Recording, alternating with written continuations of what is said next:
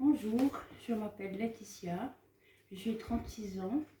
Je suis en psychiatrie depuis l'âge de 12 ans où j'ai été hospitalisée après Fargier, où je trouve que cet endroit n'est pas très bien parce que on arrive avec une liste de traitements et les psys trouvent que c'est trop lourd et ils nous changent le traitement une fois qu'on est déjà habitué à un traitement qui, pour moi personnellement, me convient et qu'on me change de traitement. Je trouve En ça. fait, à l'âge de tes 12 ans, si je comprends bien, t'avais des médicaments et on a voulu te les changer. On me les a changés Mais sans. pourquoi t'as eu des médicaments à l'âge de tes 12 ans? Alors j'ai eu des médicaments parce que j'ai été abusée par un oncle D'accord. et je me sentais pas bien et on m'a mis des médicaments. On m'a dit que j'étais d'abord schizophrène.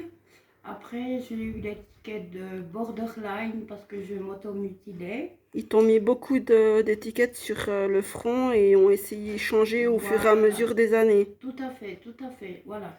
Et après, j'ai eu beaucoup de médicaments qui m'ont rendu en fait complètement zombie, que je savais même plus où était ma chambre. Ils t'ont fait une camisole chimique avec les médicaments. Oui, exactement. J'ai eu la même chose à l'âge de mes 12 ans. Voilà, donc en fait j'étais complètement pétée, je prenais du poids alors que j'étais fine et tout, et j'étais complètement plus moi-même en fait. Même mes parents qui venaient me visiter, je les reconnaissais plus. Pour moi Ça t'a c'était. institutionnalisé, tu t'es identifié à tes maladies en fait. Voilà, exactement, tout à fait. Et puis moi je trouve que Préfargie, ils disent qu'ils sont là pour nous aider, mais je trouve qu'ils sont plutôt là pour nous donner des médicaments pour qu'on leur foute la paix. Alors d'accord, mais attention au jugement, Oui, bon, si c'est, j'ose voilà, dire. excuse-moi, Mais y a pas de excusez-moi, souci, mais voilà. Et puis sinon, je trouve que quand on passe en volontaire et qu'on commence à refuser notre traitement, ils nous passent en involontaire et parce qu'on refuse le traitement alors qu'on a le droit du patient. Et le oui, droit, alors le droit de patient, ils se font revendiquer comme je suis infirmier et t'es peut-être un droit de patient, mais en fait ils passent au-dessus. Ça, j'ai déjà remarqué. Est-ce que c'est voilà, vrai? oui, ça c'est vrai. Et je trouve ça ben, pas normal, quoi, parce qu'en tant que droit de patient, tu as le droit de refuser ton traitement si tu le veux pas Exactement. ou qu'il est trop C'est fort écrit pour dans la toi. liste C'est écrit dans la liste qui est ben, des droits de justement patient. des droits de patient, voilà.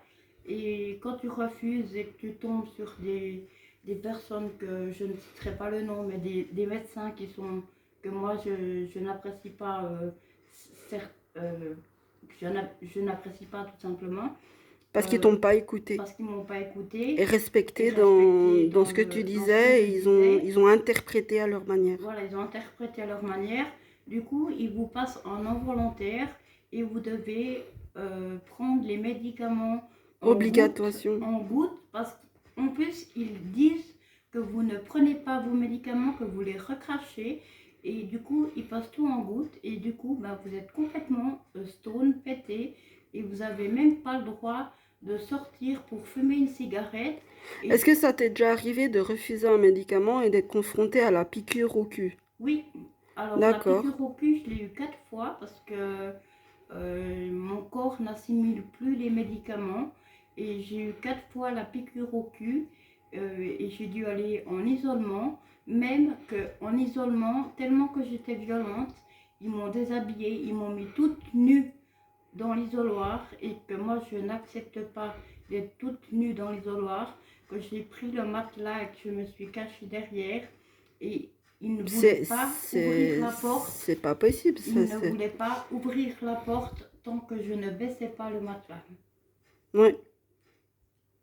Alors c'est assez terrible ce que tu as vécu en fait en psychiatrie. Oui, beaucoup, oui.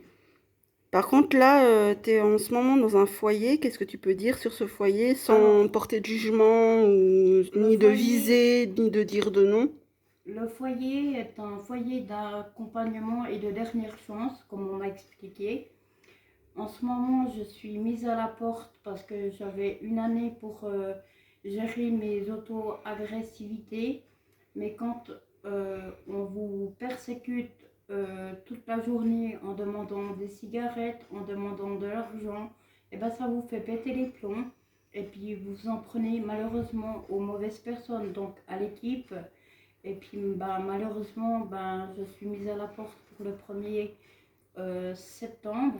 Mais tu as eu beaucoup de conflits avec eux, moi je me souviens, J'ai eu beaucoup de conflits avec le parce que tu as personnel. appelé souvent à l'aide pour une certaine chose que je sais pas si tu veux en Alors, parler. j'ai appelé à Et l'aide pour... ils ont complètement retourné la veste. Et, pardon, ils ont complètement retourné la veste et ils se sont pas occupés de toi en fait.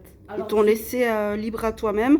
Après, c'est ton libre arbitre de voir cette personne, mais après, c'est vrai que faut te protéger aussi toi-même. Et je crois que des fois, tu sais pas te protéger. Est-ce que j'ai raison ou pas? Oui, tout à fait. Alors, en fait, je me suis pris la tête avec une résidente, que Mhm. je ne citerai pas son nom, mais qui a de gros problèmes psychiques.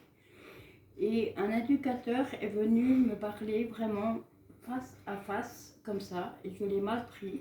Et je suis montée au 2e étage et j'ai sauté depuis le balcon du 2e étage. Et j'ai failli rester handicapée.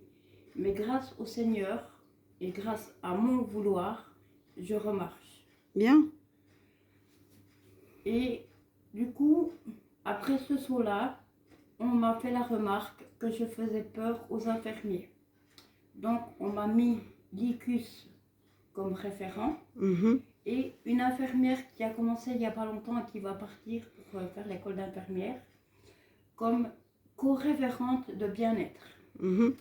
Donc voilà, mais de toute façon, moi je vais partir, je vais déménager dans un appartement directement à Aza, donc je ne pars même pas dans les appartements du foyer. Je pars directement, de toute façon je suis mis à la porte, donc ils ne m'auraient même pas mis dans un appartement protégé. Mhm. Donc je pars pour le 10 ou 15 septembre. Et tu trouves que c'est bien qu'ils te Et laissent aller et par rapport à la personne, pas cette personne dans le foyer, mais par rapport à ton témoignage que